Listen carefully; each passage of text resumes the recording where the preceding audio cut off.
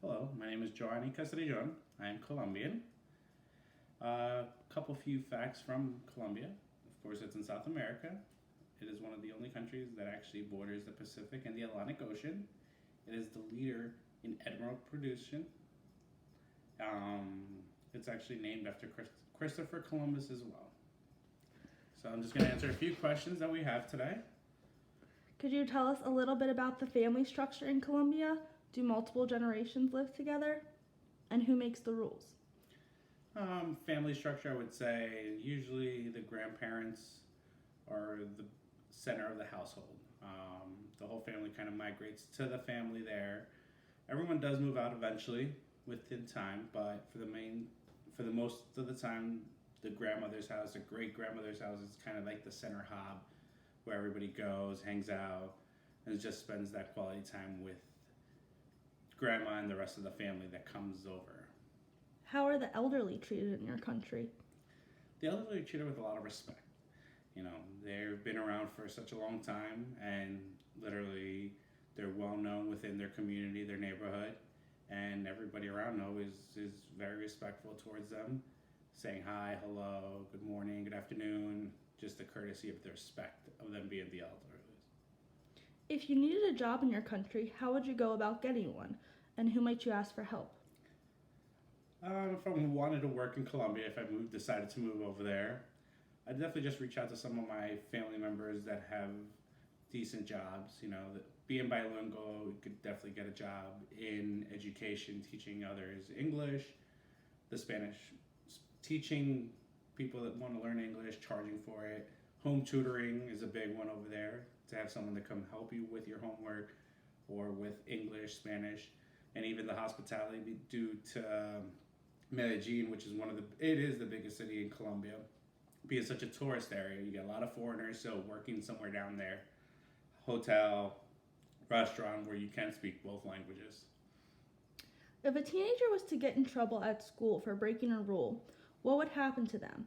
Would they be punished at school or at home or at both? You would be punished at home by your parents. You know, they would tell you, or whoever is actually picking you up from the school, any family member, most of the time they had permission to punish you. It would literally be a physical punishment, you know, if it's something severe. It would literally depend on who's picking you up, but your family would be the one responsible for punishing you.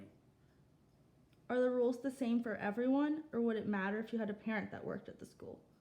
It would actually probably be more embarrassing, so that would be harder on you if your parent actually worked at the school, since you're representing them, and the worst thing that you can do is embarrass a family member or your parents at their job or at any time. So you would probably be punished harder when you got home.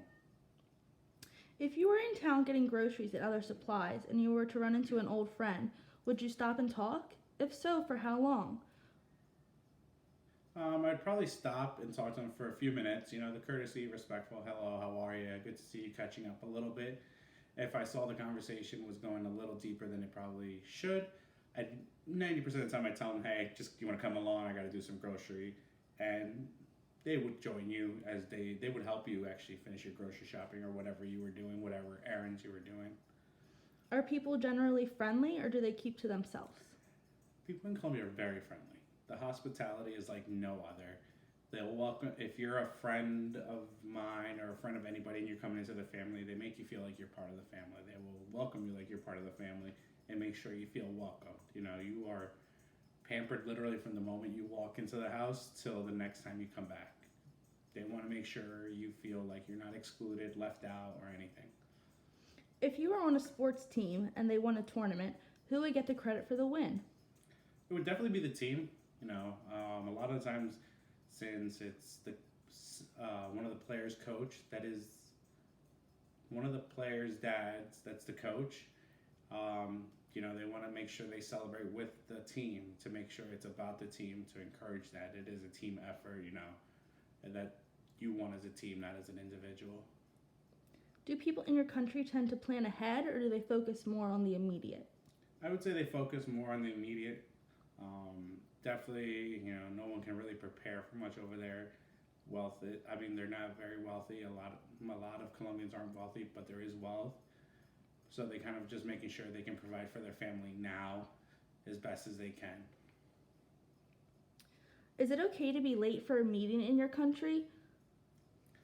The only time it's probably acceptable to be late, is like a family event, like a party or something. For meetings or anything with serious importance, it is not okay. You don't want to be that person that's showing up late to a meeting. But for parties, normally, or events, family events, traditionally, it is okay to be late. If someone was offended in your country, would they tell the person who offended them or would they keep it to themselves? They'll tell you that you offended them. They'll tell you crossed the line, and how you react from there. It kind of will go one direction or another. But literally, if you just like anywhere, you tell them, "Hey, you know what? My bad. Move on from it." It's usually squashed. But if you want to keep going back and forth, it will linger for a while. If someone in your country disagreed with an elder, would they speak up or would they keep it to themselves?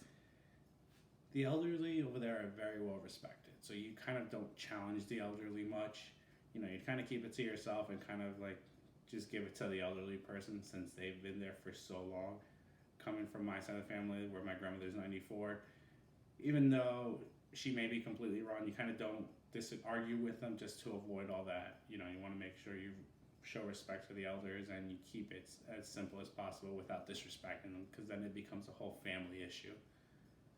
Do people in your country display a lot of emotion, like laughing or crying in public?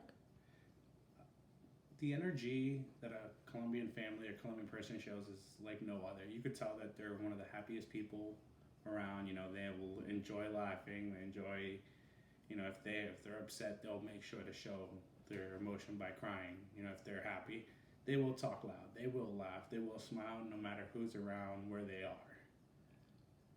Do people in your country tend to do one thing at a time or do they complete multiple tasks at once? I would say multiple tasks at once, especially in the family line. Let's say I want to plant a garden in the afternoon.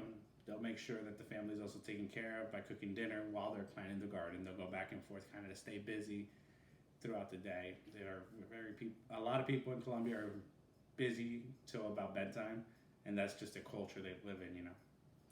If I was talking to someone in your country and I started texting at the same time, how would I be perceived? If you started texting in front of someone, in all honesty, it would depend who you're in front of. If it's a younger generation, it definitely, whatever, he's texting. But towards any adult or any family member or anybody that's kind of disrespectful, they will make sure they'll tell you it is disrespectful. It is not right. Put it away. You're talking right now. When we get done, it's okay. But now, you don't. Is there any other information you would care to share? I definitely want to say, touch a little bit about this subject. With the coronavirus going on right now, everyone's like, oh, what are different countries doing? In Colombia, they're actually setting it so on your ID, your last four of your last number on your ID, your last number, it's odd, even, or certain parts of the alphabet. You can't go outside.